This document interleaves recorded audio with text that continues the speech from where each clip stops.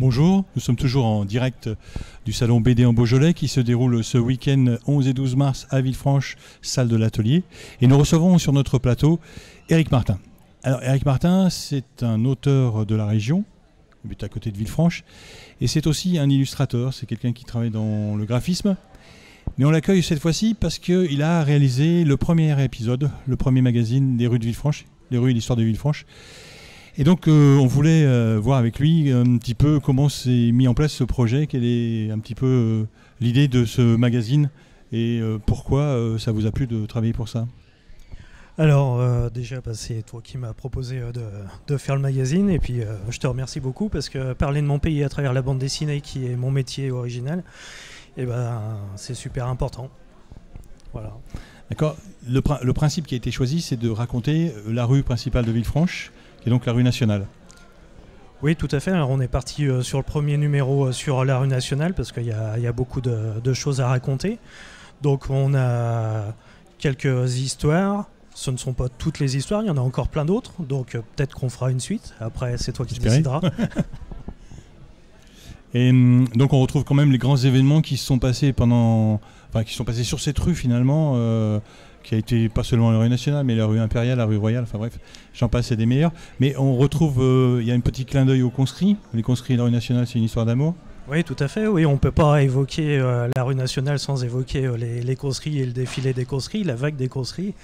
Et donc c'est pour ça qu'on retrouve 2 pages sur ce magazine qui parle des conscrits. Il y a aussi d'autres choses qui sont assez notables et étonnantes.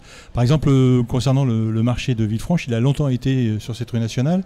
Et il y a des petits détails assez croustillants. Par exemple, les gens ne payaient pas de taxes à l'aller, mais au retour.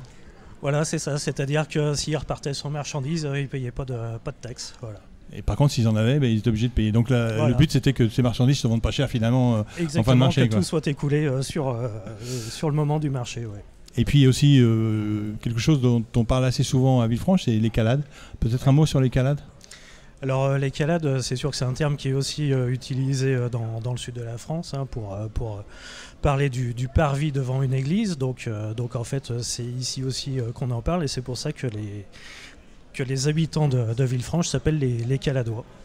D'accord, donc ce magazine, on va le trouver d'abord au salon de Villefranche, le 11 et le 12 mars. Voilà, tout à fait, ouais. Donc, avec une petite dédicace pour ceux qui viendront aujourd'hui, forcément. Spécialement pour ça. Et puis après, il sera distillé dans plusieurs points de vente de Villefranche. Il y a tout un tas de points de vente qui sont, je crois, partenaires de BD en Beaujolais.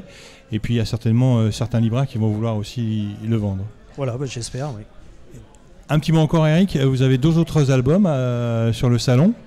Alors il y a les Frères Bompier, la 2e édition, c'est pas mal quand même, une 2e édition. Oui, tout à fait. Oui. Bon, la première édition a été un petit tirage, voilà pour le salon du livre de BD en Beaujolais, donc un 2e tirage exceptionnel. Une suite qui verra le jour pour fin d'année certainement, voilà, si je travaille assez rapidement.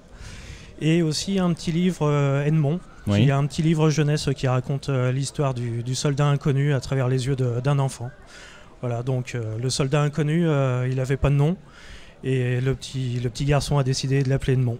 Voilà.